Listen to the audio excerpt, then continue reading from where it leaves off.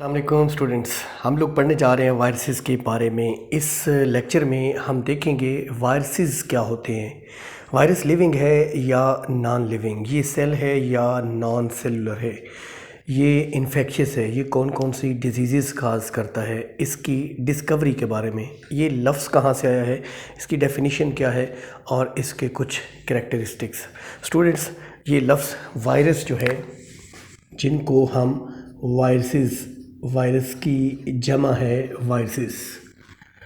एक सेंचुरी पहले, 100 साल पहले लुइस पास्चर और रॉबर्ट कॉक के टाइम पर वायरस के बारे में ख़्याल किया जाता था कि ये कोई पॉइज़न है, ये कोई जहर है जो डिज़ीज़ काज करती है, जिससे डेथ हो जाती है।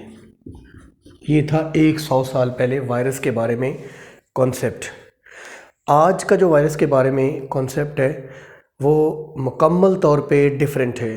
वो ये है कि वायरस बेसिकली न्यूक्लिक एसिड्स यानी डीएनए या आरएनए के बने होते हैं। कुछ आरएनए वायरसेस होते हैं, कुछ डीएनए वायरसेस होते हैं। ये दोनों पार्टिकल्स इकट्ठे मौजूद नहीं होते। वायरसेस आरएनए या डीएनए यानी न्यूक्लिक एसिड्स के बने होते हैं, और ये न्यूक्लिक एसिड्स जो हैं वायरसेस के, ये प्रोटीन कोट के अंदर इनकेस्ड होते हैं। असल में वायरसेस के दो बॉडी पार्ट्स हैं, एक कोर जो कि इनर पार्ट है, जो कि आरएनए या डीएनए का होता है। जैसा कि मैंने कहा कि वायरसेस या आरएनए वायरसेस हैं या डीएनए वायरसेस हैं। दूसरा पार्ट है कोट, आउटर कवरिंग, जो कि प्रोटीन का बना होता है। तो इसमें सिर्फ दो पार्ट्स हैं वायरसेस के अंदर। वायरसेस कुछ डिजीज़ काज करते हैं इंसानों में, जैसा कि इन्फ्लुएंज़ा, जिसको उर्फ़ आम में फ़्लू भी कहा जाता है, ये नज़ला ज़ुकाम जो है। इसके अलावा वायरसेस हेपेटाइटिस काज करते हैं। एच वायरस जो है वो हेपेटाइटिस काज करता है। इन्फ्लुएंज़ा वायरस इन्फ्लुएंज़ा काज करता है। हेपेटाइटिस ये लिवर का इन्फ्लेमेशन है। हेपेटिक लफ्ज़ का मतलब लिवर होता है। इसी तरीके से वायरसेस पास्ट में एक डिज़ीज़ काज करते थे जिसे स्मॉल पॉक्स कहते हैं, जिसे उर्फ़ आम में चेचक की बीमारी कहते हैं। पॉक्सेस या लयंस, पॉक्स या लयंस बन जाते थे स्किन के ऊपर। इसी तरीके से एड्स एक डिज़ीज़ है जो आज भी प्रेजेंट है, एक्वायर्ड इम्यून डेफिशिएंसी सिंड्रोम, उसकी काज भी वायरसेस है। वायरसेस रेबीज़ काज करते हैं। रेबीज़ जो रैबिट, डॉग्स, फॉक्स, कैट या रैट के काटने से होती है, रेबीज़ कहलाती है, जिसकी एक्सट्रीम या क्लाइमैक्स फॉर्म हाइड्रोफोबिया कहलाती है। ये रेबीज़ वायरस काज करता है। इसी तरीके से येलो फीवर एक डिज़ीज़ है, वो भी वायरस की डिज़ीज़ है। एनिमल्स में एक डिज़ीज़ है foot and mouth disease, foot and mouth disease, ये भी वायरस काज करता है। तो ये कुछ डिजीज़ मैंने काउंट की हैं जो वायरस की वजह से होती हैं। स्टूडेंट्स, ये जो लफ्ज़ वायरस है ये किस लैंग्वेज का है? ये वर्ड वायरस लैटिन लैंग्वेज का है, लातीनी ज़ुबान का है, जो कि साउथ अमेरिका में बोली जाती है। ये लफ्ज़ वायरस विनोम से डिराइव हुआ है। विनोम का लफ्ज़ी मतलब होता है पॉइजनस फ्लूइड, पॉइजनस फ्लूइड, जहरीला fluid, fluid anything which can flow. इसकी डेफिनेशन हम देखेंगे क्या है, वायरस क्या है। डेफिनेशन है, ये नॉन सेलुलर एंटिटीज़ हैं। ये नॉन सेलुलर एंटिटीज़ हैं। एंटिटीज़ मीन एनीथिंग, ऑब्जेक्ट, जिसको आप ए सेलुलर भी कह सकते हैं, जिसको आप सब सेलुलर भी कह सकते हैं। स्टूडेंट्स, वायरसेस क्या हैं? ये ए सेलुलर है, ये सब सेलुलर है, ये नॉन सेलुलर। ये सेल नहीं होते। सेल तो वो होता है जिसमें प्लाज्मा मेम्ब्रेन हो, साइटोप्लाज्म हो, उसके अंदर न्यूक्लिक एसिड्स हो। इसमें ये सारे पार्ट्स नहीं होते। ये सेल से कोई छोटी चीज़ है, ये सेल है ही नहीं है complete. This is something smaller than a cell, ठीक है। इनमें दो कंपोनेंट्स हैं, either RNA or DNA, which are called as nucleic acids, which are encased in a proteinaceous coat, जो प्रोटीन कोट के अंदर बंद होते हैं, और they reproduce only in living cells, reproduce in living cells। ये सिर्फ लिविंग सेल्स में रिप्रोड्यूस करते हैं। ये बहुत इंपॉर्टेंट बात है। पूछा जाता है कि वायरसेस लिविंग हैं या non living. Viruses non living हैं because they are not made up of cell. एक हम पढ़ेंगे सेल थ्योरी। सेल थ्योरी का एक पोस्टुलेट है, all living organisms are made up of one or more sales. यानी लिविंग वो होते हैं जो एक या एक से ज़्यादा सेल्स के बने हुए हों। वायरस तो सेल ही नहीं है, so this is not living. लेकिन इसमें लिविंग की कुछ करैक्टरिस्टिक्स होते हैं। क्या? ये जब किसी दूसरे लिविंग ऑर्गेनिज्म या लिविंग सेल में जाता है तो ये रिप्रोड्यूस कर सकता है, ये मल्टीप्लाई कर सकता है, या अपनी तादाद बढ़ा सकता है। ठीक है, ये दूसरे लिविंग ऑर्गेनिजम्स के अंदर सिर्फ प्रोलिफरेट कर सकता है, अपनी तादाद बढ़ा सकते हैं, क्योंकि इसकी अपनी बायोसिंथेटिक मशीनरी ही नहीं होती। No biosynthetic machinery. स्टूडेंट्स याद रखना है, बायोसिंथेटिक मशीनरी से मुराद राइबोसोम्स होते हैं। राइबोसोम्स जो प्रोटीन फैक्ट्री हैं, जो प्रोटीन सिंथेसिस करते हैं, इनमें राइबोसोम्स नहीं होते, so they can not synthesize their proteins, so they are called as obligate intracellular parasites. Obligate लाजमन intracellular within the cell, ये सिर्फ दूसरे होस्ट, ये जिसके पैरासाइट है उसके अंदर प्रोलिफरेट कर सकते हैं। ठीक है, वायरसेस 3 किस्म के, एनिमल वायरसेस, प्लांट वायरसेस और बैक्टीरियोफेजेस यानी बैक्टीरियल वायरसेस। स्टूडेंट्स, पहली दिलचस्प बात, पहली इन्फेक्शियस डिजीज़ जिसका ट्रीटमेंट डिस्कवर हुआ था वो भी एक वायरल डिजीज़ थी जिसका नाम था स्मॉल पॉक्स। 1796 की बात है। एक साइंटिस्ट थे एडवर्ड जेनर, इन्होंने वैक्सीनेशन का तरीका इलाज डिस्कवर किया था। कैसे? ये जो एडवर्ड जेनर हैं, इन्होंने एक 8 साल बच्चे को लिया जिसका नाम था जेम्स फिप। ये बच्चा लिया जेम्स फिप। स्मॉल पॉक्स का ये ट्रीटमेंट डिस्कवर कर रहे थे, वैक्सीनेशन, इम्यूनाइजेशन। तो असल में ये जो 8 साल बच्चा था जिसका नाम जेम्स फिप था, इसके अंदर इन्होंने स्मॉल पॉक्स की पस इनाकुलेट की। काउ पॉक्स की पस इनाकुलेट की। काउ पॉक्स भी स्मॉल पॉक्स की तरह की एक डिज़ीज़ थी, लेकिन ये सिर्फ उन लोगों में होती जो मिल्क मेड थे, जो गाय का दूध दोते थे। तो वहाँ से एक पॉक्स वायरस उनके हाथों तक मुंतकिल होता था। हाथों के ऊपर पॉक्स यानी लायंस बन जाते थे जिसमें पस पड़ जाती थी। मिलती जुलती डिजीज़ थी स्मॉल पॉक्स के साथ। तो कॉ पॉक्स लायंस में से पस ली, उसको इस 8 साल बच्चे के ब्लड में इंजेक्ट किया। 6 वीक्स 6 हफ्तों तक इंतज़ार किया। उसके बाद इस बच्चे के ब्लड में स्मॉल पॉक्स का पस इंजेक्ट किया, इनाकुलेट किया। बच्चे को स्मॉल पॉक्स नहीं हुआ। इसके बाद इन्होंने 23 वॉलंटियर्स, 23 और रज़ाकार लोग जो थे उनके साथ भी यही एक्सपेरिमेंट किया। पहले उनमें कॉपॉक्स पस इंट्रोड्यूस की, 6 वीक्स के बाद उनमें स्मॉल पॉक्स पस इंट्रोड्यूस की, उनको स्मॉल पॉक्स नहीं हुआ। तो इन्होंने ये कहा कि बेसिकली उनके ब्लड में इम्यूनिटी पैदा हो गई थी, उनके ब्लड में इम्यून सिस्टम पैदा हो गया था। इम्यूनिटी मींस कि उन्होंने पॉक्स वायरसेस जो हैं उनके ख़िलाफ़ इम्यूनिटी पैदा कर ली, तो वो स्मॉल पॉक्स के ख़िलाफ़ भी इम्यून हो गए।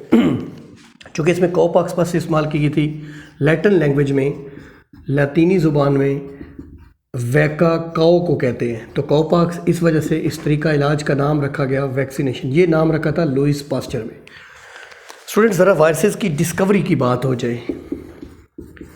वायरसेस को सबसे पहले 1884 में चार्ल्स चैम्बरलैंड, ये एक साइंटिस्ट है, ये बेसिकली लुईस पास्चर के एक एसोसिएट थे, उनके एक कोलीग थे चार्ल्स चैम्बरलैंड। इन्होंने कहा कि एक डिज़ीज़ है रेबीज़। रेबीज़ एक डिज़ीज़ है जो रैबिड पागल या बौले को कहते हैं। डॉग्स के काटने से होती है, फॉक्स के काटने से होती है, रैट या कैट के काटने से होती है। ये जब काटते हैं तो ये रेबीज़ वायरस इंसान में या किसी जानवर में इंट्रोड्यूस कर देते हैं, जिसकी वजह से उसमें रेबीज़ डिज़ीज़ पैदा हो जाती है। ये कन्वल्जन्स और इस तरीके से इश्यूज़, और जिसकी क्लाइमैक्स शक्ल को हाइड्रोफोबिया भी कहा जाता है। ये चार्ल्स चैम्बरलैंड कहते हैं कि बैक्टीरिया फ़िल्टर एबल नहीं होते। बैक्टीरिया को अगर पोर्सिलेन फ़िल्टर में से गुजारा जाए, पोर्सिलेन एक मटेरियल का नाम है जिसका फ़िल्टर बनता है, तो वो नहीं गुज़र सकते। लेकिन रेबीज़ का जो वायरस है वो गुज़र जाता है। इससे पता यानी इन्होंने कहा कि ये कोई फिल्टरेबल एजेंट है जो कि बैक्टीरियम नहीं है, क्योंकि बैक्टीरिया इससे कबल डिस्कवर्ड थे। इसके बाद अगली जो बात है वो 1892 में सामने आई। इवानास्की एक साइंटिस्ट थे, इवानास्की जो हैं ये टोबैको मोज़ैक डिज़ीज़ पे काम कर रहे थे। तो इन्होंने टोबैको मोज़ैक वायरस को इन्होंने क्या लिया, बेसिकली ना tobacco mosaic virus tobacco mosaic disease cause करता है, तंबाकू के पत्तों को ख़राब करता है। तो इन्फेक्टेड या अफेक्टेड टोबैको लीव्स लिए, उनको ग्राइंड किया, पीस लिया, उनको फ़िल्टर किया।